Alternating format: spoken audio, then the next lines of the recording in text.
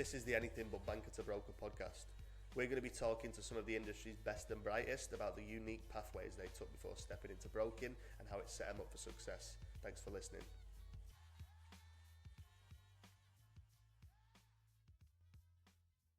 So we got today's guest, Wigington. I was having a bit of trouble saying his surname. I don't know why I was saying Wigington. I had to spend time learning it. So Lewis has had a very interesting career before he stepped into broking. A career that, in my opinion, has probably set him up for all of the pitfalls, the highs and lows. So he actually served in the army for 8 years, starting off in infantry and then working his way up through selection to the Commando elite unit. Nice to have you on, Lewis. How are you getting on, mate? I'm good, going well, mate. Thanks for having me. Happy to be here. Yeah, beautiful. So is that a fair intro in your words, or is there anything that I missed off? No, that's pretty accurate. So yeah, sort of from school, had a bit of time off, always had a dream of getting in the army. So joined around 19, then worked my way up through infantry, selection, and then into special forces. Yeah, beautiful, mate. Into this And space. before doing that, what was the story like? You know, what did your parents do for work? Like, what, I guess, set you up on that trajectory that you ended up doing that as your first career? To be honest, I had no sort of relations apart from my granddad doing national service to the military. It just had always been a dream job of mine from reading the World War II books and things like that. But my upbringing, pretty standard middle class. Was actually born in the UK, moved to Australia when I was 2002, because it's where my parents met when they were traveling. Grew up in Sydney's inner west. And yeah, that's pretty much it. It was pretty straightforward, pretty active kid, out and about, surfing and skateboarding. Beautiful. And you obviously pivoted into finance later in life, but before you started in the army, what were you doing? Any side jobs in school, any hustles, anything like that? So through school, I wasn't doing any like specific jobs, but when I got out of school, did the sort of casual work at bars, did some graffiti removal stuff, did a bit of Euro trips, Bali trips, and then about 19 is when I joined the army. Yeah, beautiful. I can imagine growing up in the background that you did, having mates that you probably did. A lot of them must have been going off to uni. Is that fair to say? Yeah, absolutely. I had no sort of mates of my immediate friend circle that were going into military. They all went down that traditional path. I could say you missed out on a few things when I first got in the army, but then I reckon I got to do some pretty cool things when they were still doing all the same stuff and where we grew up. Yeah, and are these people you've kept in contact with over the years as well, right? Yeah, definitely. Yeah, I'm still friends with all of them today. But then you've got that mixed friends group. I've got the guys from the military, I've got the guys from school, and then all other different circles. Beautiful. So from school up until the army, there wasn't a whole lot going on really. You were laser focused, really finishing your studies and getting straight into doing that. Is that fair to say? Yeah, pretty much. The goal, while I was going through school, the goal was always to get to where I ended up. It was just how was the path to get there. Had a bit of travel before, like I said, but the goal still churning in the background was how fast can I get into the army. And then when I got accepted in 2014, and that just sort of set the trajectory to where I wanted to go. And I sort of knew the path I knew to get there. It was just how long would that take? Yeah, beautiful. And obviously, like looking from the outside in the service, there's a couple of different options you can go down: Navy, Air Force, Army. Traditionally, like what made you land on the Army? Yeah, because I wanted to end up in Special Forces, which all the SF units are predominantly Army, and where I wanted to go was Army. So the closest path was to go through the infantry path and then do selection from there. And someone always said to me, they're like, why would you join the army or the military to do non-military things? So join the army and did infantry. I didn't join the army to be a carpenter. I could be a carpenter on City Street if I wanted to. I was pretty lucky to meet a few guys when I was like before joining the army who were in the unit that I wanted to join, and they were pretty good mentors early on to sort of set me on that path to where I wanted to go. Yeah, beautiful. All right, lovely. You're 18, you put your application in, you know, you're pretty sure you're getting it back, right? You're a fit kid, like you said to me before off camera. First day from then on, what does that journey look like? I want you to walk me through, you know, starting in the infantry, putting in your selection for the special units. Like, what was that journey like? So yeah, well, you get accepted, you do all these tests and things like that. You then get an enlistment date. I think mine was July 2014. You rock up to Parramatta recruiting station, chucked on a bus, wave goodbye to your parents, and then off you go to basic training. It was a cultural shock, but to be honest, I was expecting. It was pretty much exactly what you expected. They're screaming at you. They're sort of bossing you around, get off the bus, get everything organized, shave the head, so I'm nice and bald. There's definitely was nerves because it was definitely outside of my comfort zone for something I'd never done before, but got through that pretty unscathed. From basic training, you then go to your initial employment training, which for me was infantry, which was at Singleton. This is when things started to this is when I really started to enjoy it, because that's sort of why I joined the army, to do your shooting, your pack marching, you're doing all that sort of stuff that you joined to do, and then progress from there. I can keep going on the journey. So yeah, once you do that training, you then pivot into going to the actual battalion.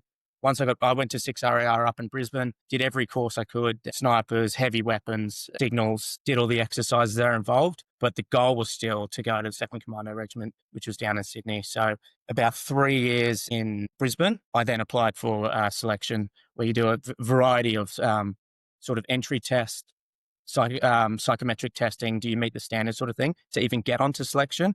And then once you pass them, you get sent a date for when selection will start, and that's when things started to get pretty real. Down there. So going back to the start again, your basic training, that's where you're in there with the guys that might be going into mechanics units, or they might be doing other different thing. That's where you just basically, it seems to me like testing your fitness, putting you through, and because would you get people dropping out during that basic training? Yeah, definitely. People get a reality check, like maybe this isn't something I'm going to do or want to do. Obviously, you've got your injuries and stuff like that as well. But if people are actually injured, that's a different story. We have a word for that, but people just sort of want to find a way out, and that might be the easiest way for them to get out.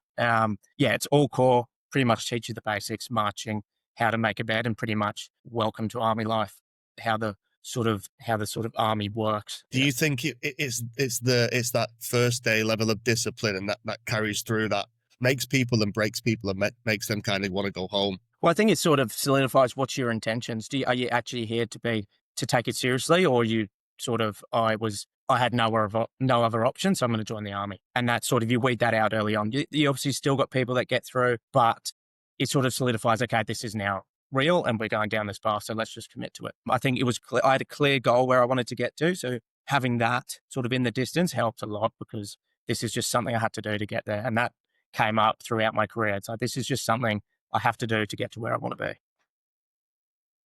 With the heavy gun training, the sniper training that you went up and did yourself, is this something you're nominating for, or you're nominated for? Yeah. So when you do your basic training, then your infantry training, then you go to your units. Wherever I went to 6 RR, which is in Brisbane, and then all these different specialist courses come up. Who wants to do them? There's obviously a level of, there's a standard you have to meet to get onto those courses, depending on what the course is. So yeah, I applied for pretty much everything I could get on, because I knew, once again, wanted to get to the Commandos. And all of this training you're doing there, part of me, is setting you up really to get to the Commandos. It's all valid, I can imagine, right? Well, yeah, it's all repetition. You're learning those. I'll talk on this probably later on, but it's just making you want to be as proficient at the basics as possible. So when shit hits the fan, that you can just go back to those basics without having to think about them. And then when you're taking on new information, you're not having to think about that basic stuff again and again. So the more repetition I can get doing that, the less I had to worry about it later on. I actually just had a conversation with the guy who's going through training at the moment, and that was sort of what I was saying to him. He's like, what do I need to focus on? Do I need to be doing this and that? And I'm like, you need to just solidify the basics so you don't have to worry about that when everything is sort of uncomfortable and not in your favor. Because it becomes muscle memory, right? Like your body already knows what it's doing before the mind even needs to think. Yeah. All right, lovely. And it's nice to know that you're always focused on getting into the special unit. So yeah, let's talk to me about when that comes around and what the training looks like there and how it differs from what you've been doing, in the infantry, the standard. So I was still working I was working in 6 RAR still, but I was training I put aside 18 months to 12 to 18 months to actually train for selection and to get onto that. Really dialed everything in, got off the piss, was clean eating and everything like that, and just had a tunnel vision focus on achieving that. So you just make sure I was meeting all the standards. Did the Special Forces entry test, which is like a run, a pack march, swim, interview with guys in the unit to sort of test your sort of worthiness to actually get onto the selection course. I managed to pass all of that, got onto the selection course. As I was saying offline, there was about 120 of us that got onto selection. And then, not all of us finished, about 40 finished. And then we went on to the training circle after that. What did you see people fall off for? What were the reasons that it was kind of, that only 40 of you's finished? There's a variety of things. I think there's this whole misconception, if you're super fit, you're just going to get through. I mean, you might finish it, but usually your characteristics aren't aligning with what they want. Like, are you going jack, or like, are you not for the team? Are you sort of, what are your basic skills like? What, like, they might have tested you on how did you react to a certain situation, and there was a moment where you had a little hissy fit because things weren't going your way. So straight away, as soon as things don't go your way, you're going to drop the ball, and that's not something they really want in the community. Obviously, you've got people that get injured. You've got guys that just pull off. Like, we had a lot of guys that pull off. You on selection, you carry around a card. It's withdraw on own request, and essentially it's sitting in your pocket, burning there. That you can sign this thing and get off the course straight away. Yeah, and like we said earlier, you were fortunate that the world was in an all right place, I guess, when you was in those years. But at the end of the Yeah, day, you are training for when shit hits the fan. So you need yeah, people really in there that have yeah. that mental toughness, not just the physical toughness, right? Yeah, absolutely. It's like fitness is one thing. Fitness is just a level that means when you have to tap into that mental toughness, it's later on. Like, the fitter you are, it's not, you can take on that load a lot more. Um, but that mental toughness, are you going to keep going when there's no end in sight? What are you going to do? Like, you stop worrying about yourself, you're worrying about the team, and achieving the objective you're there for. That's a really important one, I think. You're all working towards a common objective, and you're all doing the best to support each other because you don't want to let each other down. Yeah, We're lovely, going mate. through it. And now what does training look like there? What, like, I guess, difference between infantry and what you're doing in the special units? Yeah, what's that gap like? Yeah, it's quite significant. Obviously, there's the basic skills, pack marching and things like that. That's just grunt work. Like, that's put a heavy load on your back and walk. But just like back to that thing, the basics, the level of basics in an SF unit are like substantially higher, and the caliber of people you're working with. It's still something I suppose I miss.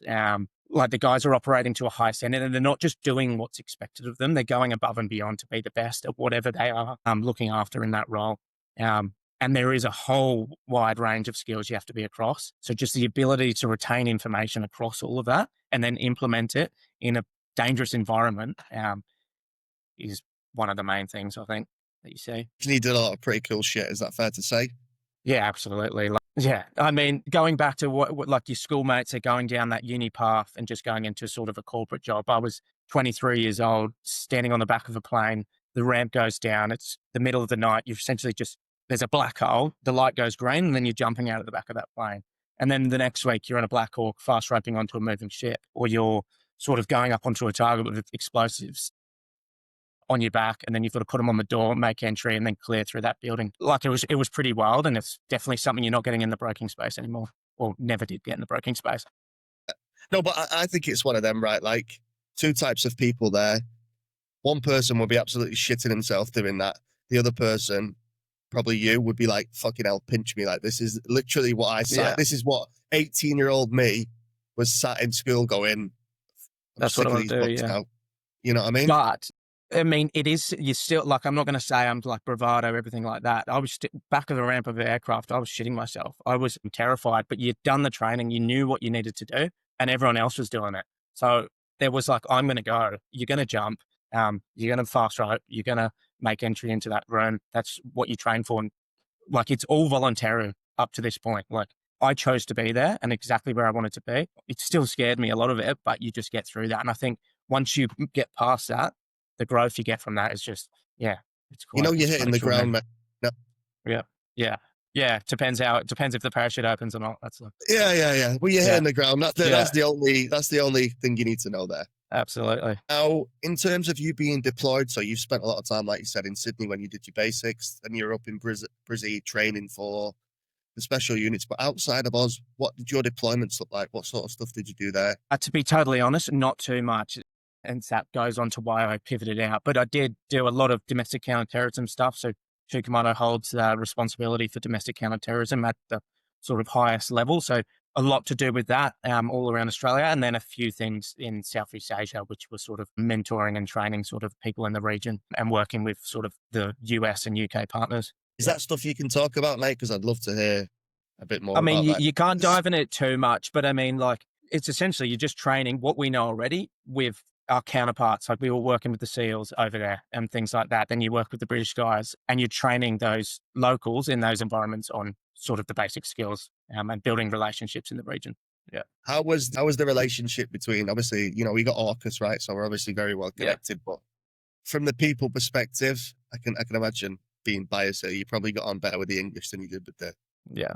Yeah. with the US. Well, yeah, like, yeah, absolutely. Like, I think English, they're a lot similar to Australians than the Americans. There was obviously some great Americans that I worked with that I really got along with. But yeah, culturally, it's just a little bit different. But yeah, I still do. I still really enjoyed my time working with them. Yeah. Say that as Yeah. well, because I used to work with an ex-Marine up in Darwin. You know, obviously Yeah. they've got their training facilities up there. Yeah. But I think we naturally have this thing where we can switch, not code switch, but we can be on and we can be off. And I think those Marines, they're on until they're off. You know what I mean? Yeah. Yeah. Yeah, for sure. We've got very similar humor and just Yeah. how we go about life with the British and like Canadians and Kiwis and things like that as well. Americans, like, yeah, great people once again, but yeah, they're very serious about a lot of that stuff. Where we on the other side we can sort of joke about a lot of things and still be serious when we need to. Yeah. All right. And then, yeah, mate, I guess we almost pivoted there. So, like, you kind of were training for something that seems like it was never going to happen. And Yeah. okay, so what did that fork in the road look like for you? Like, if you were still doing what you were doing now, what would you be doing? So yeah, as I mentioned before, what we're chatting about, it's like I always looked at it. It's like it was like training for a cricket match or a rugby match, but never getting to run on and actually play that game. And that was sort of, well, if this is going to keep going down this path, I'm going to start looking at other options, and before it's too late. So before I have family and kids, and you sort of get financially a little bit more restricted. The guys are still doing a lot of good work. Like, they're still pretty busy and they do things all over the world. But just for me, there was a moment there where there wasn't enough happening, that I want to look at other opportunities and sort of give a better lifestyle to sort of my family and my partner and stuff, because you are away a lot and it is very singular focus when you are in that environment. And then once again, your interests start to pivot.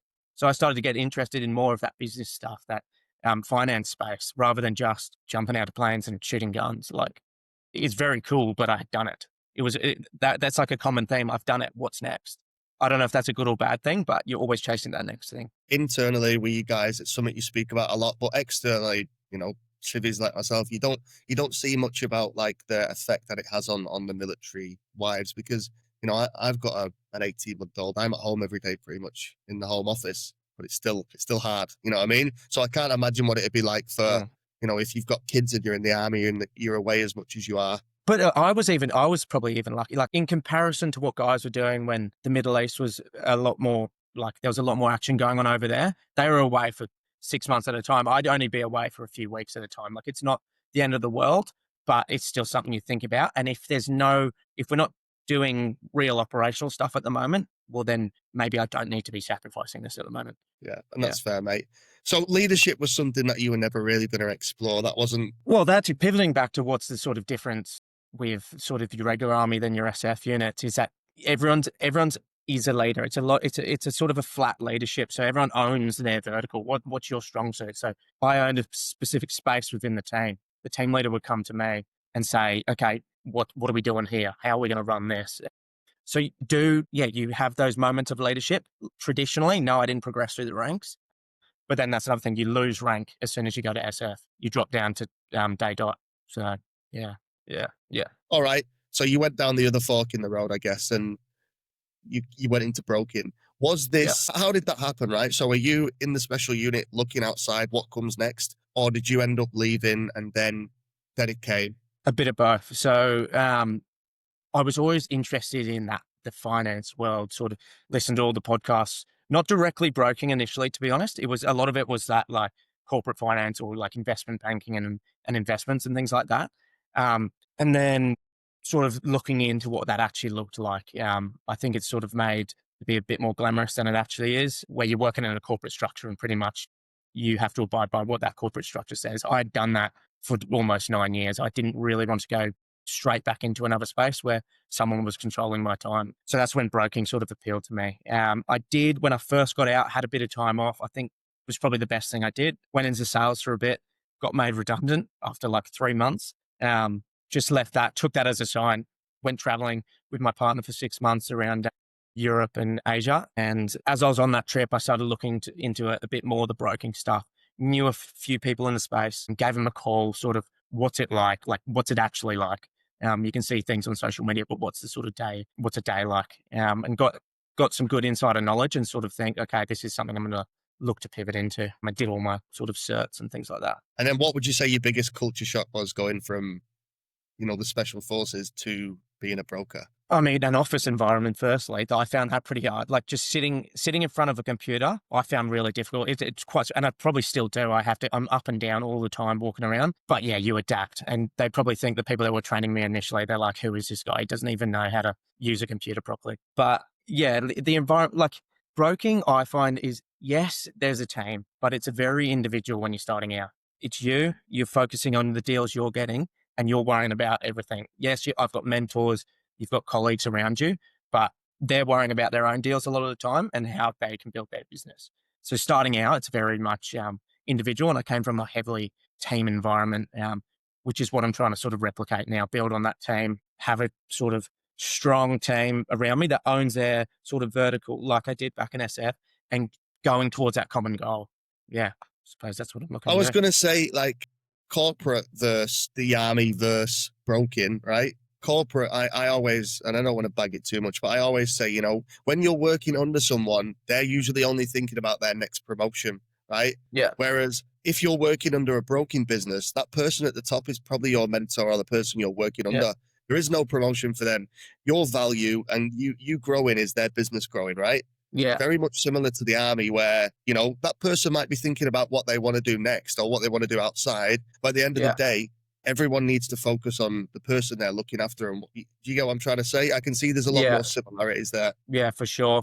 Yeah, I think it's more just like, you're like, how do I build this thing up? Well, it depends which path you go down in broking. Like, are you PAYG or are you going to be com only or self-employed? That self-employed model is definitely like, I had gone from this comfortable salary. I was getting paid. I knew I was coming in every fortnight. Now it's like, oh God, I haven't settled anything in 2 months. Technically, I'm not getting paid anything. And you're worrying about that. Yes, you can speak to other people about it, but the reality is you've got to worry about yourself and solve the problems yourself. And that's how I've always looked at things. So no one's coming to save me. I've got to sort of do it myself to achieve that. It sounds like standing out, looking out the back of a plane, looking into a black hole and just going, boop. Yeah. No one's going to help you. You got to jump yourself. Yeah, correct. There's no reset. Right? Correct. Yeah. Yeah, that's it. And how long are you into the journey now? November 2023, I started. So what's that? Almost 2 years, coming up 2 years, 18 months. No. So you're still within your mentorship period, really? Yeah, technically, yeah. Yeah, I'm working within a brokerage, sort of independent contractors, self-employed within that. Yeah, it's a really good environment. And to be honest, I couldn't have got started without being in that environment. So I was lucky I got sort of introduced to that group. Some really good mentors, like the directors are all in that top 100. And yeah, really good environment to work in. Sort of when you work around those people, it sets your standard to go up to there. Same as back in the army. You work with people that are of a higher caliber. Well. Yeah. Solid model, they've niched everyone down. They've, bring people in, make juniors like yourself, new to industry, but then, what is your background? Where can you resonate with people?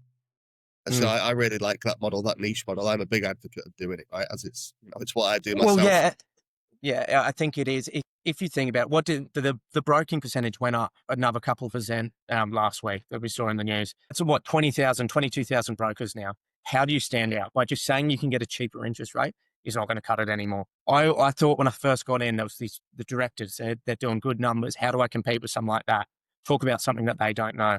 That was something I did. So that military space, they've never done it. They probably could do some of it, but I've got that rapport from the background I have, which they can't get. So I was like, what's my competitive advantage to sort of own my own vertical? And I think niching into that military defense space has worked really well for me. Well, it's like you can understand people's goals. You can understand what they want to do. But if you can't understand their life and the problems and the pitfalls of what they've done, you can't really build as much credibility, I don't think. Yeah, for sure. I mean, I'm sure a lot of people, and there is a lot of brokers that do military that aren't from a military background, but it's understanding their pay slips that are a little bit wonky. There's all these different acronyms. There's specific benefits that people are entitled to. And that trust, I think, is real important. That you've almost got it immediately just because you're from a similar background. Yeah. So are you doing a lot of self-generating? Are you finding people are coming back to you based on your experience, the brand that you're putting out there? Like, how are you finding that? Yeah. So when I first started, it was reach out to everyone I possibly can and try to get business however I can. You get a few referral partners from that. and then you get drip fed like a lead every couple of months, which, let's be honest, is not sustainable. So it's like how I took a step back, looked at it all. Where can I make sort of a difference? I reached out to sort of everyone in the defense space who was in the real estate, financial advice, accounting industry, who had been in the defense previously or a connection to that space, and then spoke to them and say, how can we mutually benefit their clients? So you've got financial advisors who are giving advice, but then, as we know, property is usually one of someone's biggest assets. If they can't give any specific advice around sort of the defense benefits that they're entitled to, then they're missing out on a massive gap. So that's where I've tied in sort of nicely there, is that we can create a sort of ecosystem for those veterans and defense members to help them out. And that's, Take it's you worked to really well. realize. Yeah, thank you, mate. How long did it take you to realize that broking was like, okay, this is what life post service is for me? I mean, there's definitely, like I said, going back to that Commando, you're like, oh, this is pretty scary. Like, no income. How do I actually get this rolling and things like that? But then when you start to build traction, you actually see the value you're providing. I think like this solidifies it. Like what I really enjoyed about it, so you're sort of designing your own business. You've got the flexibility to design your own destiny. Like the work you put in, you usually get the rewards on the end, whether that's an enjoyable lifestyle, income, working with your sort of dream clients. Once I started to realize that was possible and then started doing it, that's when I was like, okay, we can really make this work. And what do you carry with you every day from your service that helps you, because look, sports stars, people that have served in high impact driven environments usually end up going and doing something very, very impactful and powerful after they've done that career. So what sticks with you, or what's just carrying you on? Well, just that sort of like, firstly, like the diligence just to keep going. When those first couple of months, or they call it, I think it's the long curve, the first 12 to 18 months is pretty tough in broking. It's like, are you going to keep pushing when things aren't going your way? Are you going to keep doing those touch points out to those referral partners or posting that content, even when you're not seeing a direct reward? That's directly correlates to what I did in defense. There's no end in sight, but if you keep pushing down this line, you're probably going to achieve the goals you want to achieve. So just holding that line and then get to where you want to be. And then it's just basic integrity. Do the right thing by people. I think sort of coming from the background I had, I like to be quite ethical, help people that sort of don't know what they're doing or want to achieve something that potentially seems unachievable. And guiding them through that has been sort of really rewarding. It makes you want to keep doing it again. What would you say to an 18-year-old looking to get into the army? And what would you say to I think you're about 27-year-old looking to get out of it? Well, I thought I was never going to leave. I thought I was a lifer. But I mean, when you're 18, it's like focus on what is your goal? Where do you want to be? It doesn't have to be what you do forever, but just focus on that. Be fully committed to that goal. It can always pivot down the line, but if you go 100% at something, or give it your best effort, you're either most likely going to achieve it, or if you don't achieve it, at least you've sort of given it everything that you know, and you can sort of walk away being like, well, I tried. And then sort of getting out of the army, well, I probably would have prepared a little bit more getting out, but it's one of those things. You just sort of got to roll with it and prepare. But I'm really happy with where I've sort of found myself now, and sort of back yourself. I think a lot of people don't really back themselves these days. They think if you've come from a different background and you want to get into a new environment, so like army to broking, that I'm not good at that. I've never worked behind a desk and things like that. Well, just back yourself, link in with the right people, and learn the skills you do need to learn, because most of the time you can do it. Yeah, that's fair. And look, I will get a lot of people that would be considered new to industry reaching out to me. And, I can see they have something in them, whether it's a background or a drive or just the way they present. And I'm like, mate, just back yourself. Just give it a go. Right. And most of the time I say, oh, no, I'd love to get into a loan processor or a CSM role or whatever it is to learn. And I'm like, trust me, if you can generate leads and you're confident you can bring business in, whoever you're working for or working with is going to write that deal. They're not going to let that sit on the table. Yeah. Just well, and that's and play to your strengths. Like that whole thing. It's like, I would hate loan processing. Like, I mean, a lot of brokers probably do, but you can build, the beauty of broking now is that you can build a team around you that can supplement that if you focus on what your strong suit is, or vice versa. If you're strong at the processing or all the sort of deep credit, you can focus on that and have someone potentially help you bring in leads. I think it's just working out what you're good at, but then going back, you do, like when I started, I did it all. You've got to understand it. You've got to know sort of how a deal is structured, how the sort of whole process starts from lead to settlement, and then you can plug in as needed. Well, let's say you were stood at a fork in the road and it was like, be a CSM for 4 years or 2 years, it might be, or whatever. or just back yourself and do like do what you've done. The reward is so much more there for what you've done. Yeah. I suppose that there's the comfort level that people might ask, but starting anything new, there's going to be that period where it is uncomfortable. So if the end goal is to be a broker, why not just go straight to that point, learn all the other stuff in between, and go from there? Because to be honest, 4 years as a CSM, you might actually think you don't like the industry because you're doing things you don't actually enjoy, or you've got no sort of control over it because you're under someone. Like for me, like I said, going into that corporate environment, I look at going into a sort of one of those junior roles would have been similar because I couldn't really control what I wanted to achieve. Yeah, I've seen it. I've seen it Yeah. firsthand. Yeah. All right, mate. And what do you reckon the next 2, 4, 6 years looks like for you whilst you're doing this? Like, what are your goals? What are you looking to achieve? Just, keep building those numbers. Obviously, everyone's got those like elusive, like you want to get that 100 mil and then keep pushing past that. But a big thing for me is like, I don't want to just write big numbers if it sacrifices me living my life. I think that like coming from the background I did come from, you have a sort of look, you have an inside look into sort of things can go wrong. So sort of, and life's pretty short. So just sort of get after it. So I want to write big numbers, but simultaneously build a team around me that can support me. So you can take a bit of time off. You can go away and do things and help bring people up through that team as well. So sort of a bit of write good numbers without sacrificing lifestyle. Obviously you have to at the start, and sort of mentor people into that role, particularly that sort of veteran base who doesn't know sort of what they're capable of potentially. They might not think they could do something in the finance space, but if I can give opportunity to people, then yeah, right. So that, I mean, because we spoke about this, right? We had a few messages previously, but what you're thinking of doing is you probably try and get someone from a similar background as you, like you served. Yeah. Because again, if they're going to be dealing with your clients, if they're going to be managing the process or looking at pay slips, like you said, which can be a bit iffy for people who haven't and don't get it. Is that sort of where you're leaning? Yeah, so just sort of like a sort of defense super team, for lack of a better term. So just sort of own that niche, have a team of strong guys in that, guys and girls, own their vertical. Yes, veteran background, and then give them opportunities. Do you want to broke? Yeah, sweet, go to broke. You can either stay within my team, but they might go off and do their own thing. Yeah.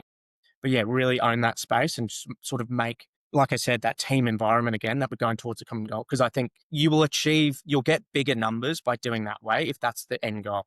But you're doing it in an environment that's probably more enjoyable than just me, the solo broker, is just going to go for that 100, 200 mil and all that. That's all you think about.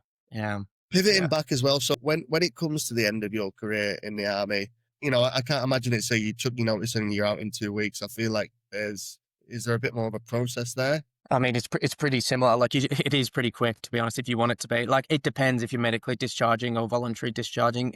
I just voluntary, like, pretty much said, yeah, not interested anymore. Put it in. You've got to do like medical tests, psychological tests, and then speak to sort of like a career counselor or like separations person. But yeah, it was pretty basic, to be honest. And they're super supportive of it. Like if you're, I guess if you wanted to transition and there was a bit of a period, like they're happy to support you with education or training and stuff. Is that fair to say? Personally, I didn't actually utilize any of it, but there is avenues. I think that there's like a certain amount, like it's not going to get you a degree, but it would get you a Cert 4 or like a diploma. It would get you those sort of basic qualifications, which people did do. And I probably, like I said, going back, I probably should have planned a bit better. Just taken a lot of them, capitalized on it. Even if it's something I didn't end up doing, at least you have that under your belt to help you. Get later in life to be able to go and study and get free education and stuff, right? Yeah. Like, is that a pathway you could have gone down from the special forces, or is that more inclined to the sort of infantry pathway that it was earlier on? No, so you can definitely, you can do it. And there's, what's quite good is the education whilst you're still in. You can get like sort of, people are getting full master's degrees while serving in SF units, and it's fully subsidized. So they recognize like all the commitment you've given to sort of hone your craft that they usually don't. They do they do an entry test, but they're willing to let you jump straight into a master's degree because of the experience they've had in sort of like that corporate experience, or to say. You can go down paths halfway, like education paths afterwards, but you need an income. Like you've got to juggle both. Like they might help compensate the actual study, but you're not getting an income whilst doing it. So yeah, that's one of them. But then again, like I said, I wanted to sort of separate. I was ready. Like that was one part of my life. Now I'm on to the next. Let's focus on this one and get it up and running. What sort of clients? Obviously the defense clients, but what are they? I guess what are the intentions, the goals of the clients that you're dealing with at the moment? Mixed bag. So you've got anything from first home buyers to investors. But then a big one is people that just they don't actually know what they want. So it's like, well, let's step back. Where do you want to end up? And what does that look like? Because there is that, like, do you go straight into owner occupied? In defense, you get a lot of good housing benefits. You might be better off buying an investment, keeping all those housing benefits. Let's say you lived in Sydney, you're getting rental allowance. You can live near the beach or in a nice house in the suburbs whilst investing elsewhere. If you bought an owner occupied, which in Sydney would be quite expensive, you're going to lose all those housing benefits, and you'll sort of your owner occupied is going to be a lot more expensive than potentially just investing elsewhere. So that's sort of the Yeah, pathway. I mean, it's all yeah, client and tailored, but if someone comes to you and they don't know what they're doing, might be a 26, 27-year old, on a good wicket in the army, but, I guess nothing outside of work, no family, no nothing. Like that's where you're sort of yeah, guiding them. or just help them understand it. Like these are the things, and they don't think about it. And I'm like, because there is a few benefits. I say, well, you don't have to use it on this. Save it for that property. But if you don't understand what their goals are, you can't really paint that picture for them. So doing that helps them a lot. But obviously, you've then got you guys that are on their fifth investment property, know what they're doing. They just want to be like, how can I get more equity out to go again? How can we get more borrowing capacity? Um, and yeah, I've been able to do that for guys that are still in as well. Because that's, yeah, you've got a whole spectrum of people, first time buyers to those sort of serial investors, which is good for me because you get a lot of exposure. All right. Well, look, I just want to say thank you for taking the time to jump on and do this with me, mate. Yeah, before we go, you might have said you might have had some stories to share with us. I don't know if you've got any that you'd like to wrap up with. Oh, I suppose it sort of ties back in. So just like jumping out of the back of planes when you're 23 years old, fast rapping out of helicopters, like blowing into buildings and things like that. But then there's a few ones that I think that tie over quite nicely. I remember it was on selection. You'd been day, night navigating all day. It was real shit conditions, pissing down rain, winds going sideways. And you're just like, what am I doing? You finish that, like that serial. And then you get there at, sort of the checkpoint at night. Then the directing staff says to you, they're like, grid prepared a copy. They read out the number. We looked at our maps. You realize it's not on that page. You flip it over, not on that page. You flip it over again. It was 30, 40 Ks away, after probably doing 40 to 50 Ks that day and night already, in the pissing rain. So you're just walking all night. I think it was from 9:30. We got there about 5 a.m. We had to start the day again at 6 a.m. to then do navigation again. And I think the real key lesson I took from that, it's like, because people, as soon as that happened, they just went, yeah, I'm done. Like I sort of took away from that. It's like, well, how much are you willing to give to what you want to achieve? And I think that's carried over into all these sort of into these other jobs, like into broking. It's like, how much are you willing when a bank keeps knocking you back? Like it's a very different environment when you've got sort of clients that are sort of bugging you. Like, are you going to keep going when things get tough? Are you going to keep going when the end seems pretty far in sight? And I think at the end of that, you achieve some pretty good things. But yeah, sort of tie that story into how it's transferred in over to the broking world. Mate, well, look, I'm wishing you all the best. I think you've got a really solid niche that you can own. And I'm looking forward to seeing you obviously build a team, build a life that works for you as well, and really help people in your space. Yeah, appreciate it. Thank you for having me. Now, anytime, mate. Look after yourself, all right? Take care, Lewis. You too. Thank you. Cheers.